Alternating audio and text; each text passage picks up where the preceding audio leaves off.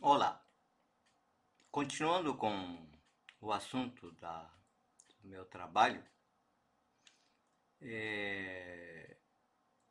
o assunto são as gorduras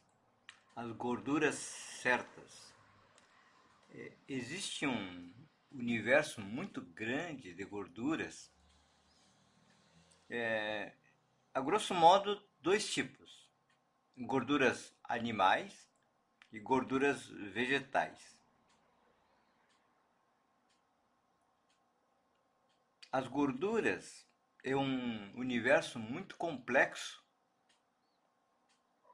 porque existem gorduras saturadas, monossaturadas, polissaturadas, insaturadas e por aí vai. Então sugiro que vocês, cada um que tem seu interesse, pesquise e investigue melhor este universo das gorduras. Tem gente que diz que gorduras vegetais refinadas não prestam, gorduras saturadas são boas e óleos vegetais têm saturadas, insaturadas, por aí vai. É muito grande o universo das gorduras. O que nós precisamos entender é que as gorduras não se transformam em glicose, nunca. O universo das gorduras é uma e o universo dos carboidratos e açúcares é outro. Nas gorduras, as gorduras não há açúcares. Então, o diabético, a princípio, pode ingerir gorduras aparentemente à vontade. As gorduras representam uma grande fonte de calorias, em torno de 8 a 9 calorias por grama. É o dobro dos carboidratos. Se uma grama de carboidrato tem 4 calorias, as gorduras têm 8, 9 calorias. Então imagina que 100 gramas de uma oleaginosa, tipo amêndoas, tenha em torno de 600 a 700 calorias. Isso representa assim mais do que um pedaço de bife. Se um pedaço de carne tem em torno de 230, 240 calorias, uma oleaginosa chega a ter mais de 600 calorias.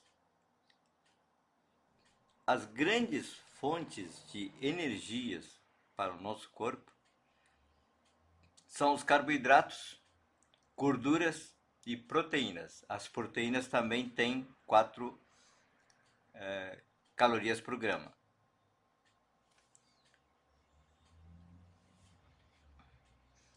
Em relação às recomendações de proporções entre gorduras, carboidratos e proteínas, diferem muito de autor para autor.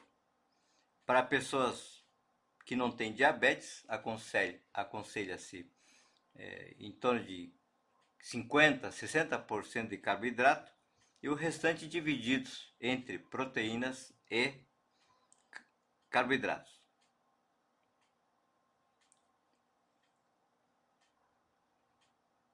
Aliás, para pessoas normais que não têm diabetes, a proporção é 50 a 60% de carboidratos e restantes de gorduras e proteínas.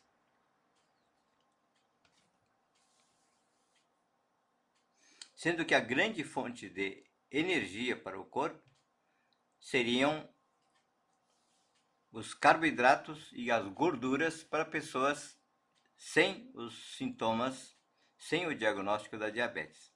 Já que o diabético tem problema de glicose, alguns aconselham mínimas quantidades de carboidratos. A quantidade mínima que encontrei na literatura é de em torno de 50 gramas de carboidratos por dia.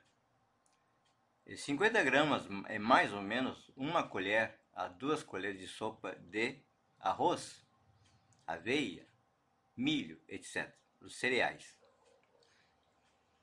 Também não podemos esquecer que as raízes como inhame, batatas,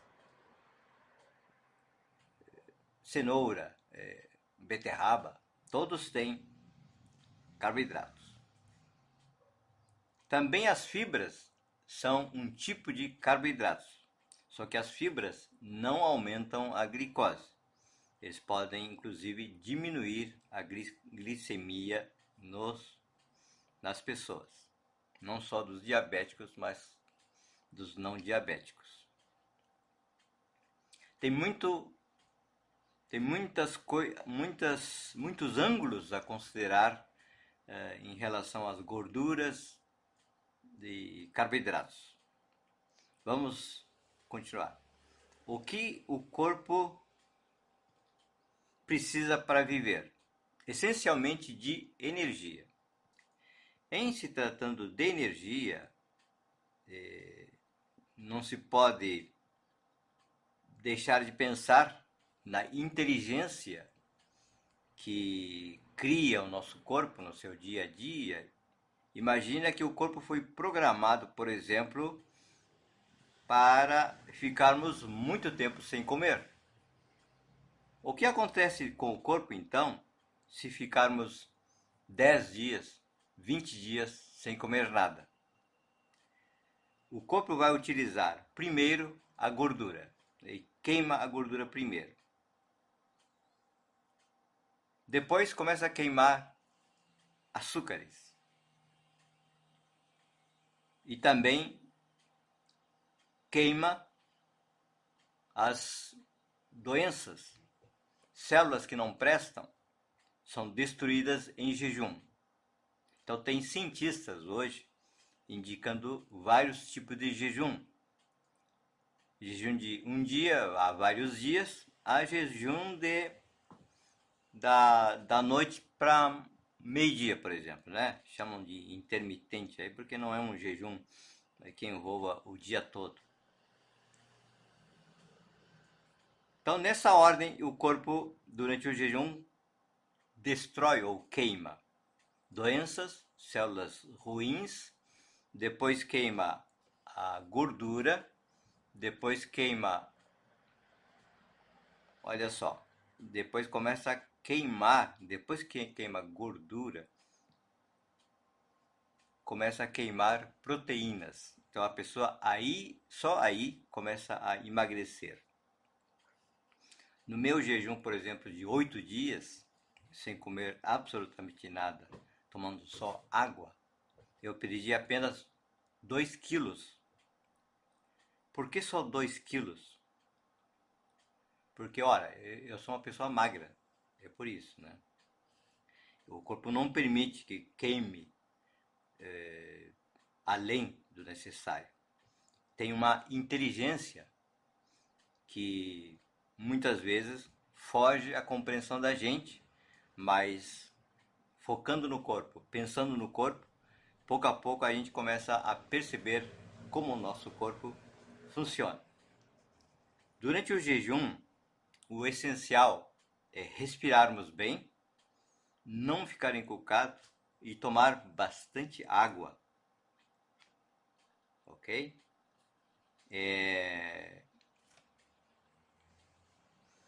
Podemos viver sem comer nada de produtos animais, pois no mês de janeiro de 2020 eu deixei de comer todos os produtos de origem animal. O que aconteceu? A minha pressão baixou e ficou mais fácil controlar a glicose.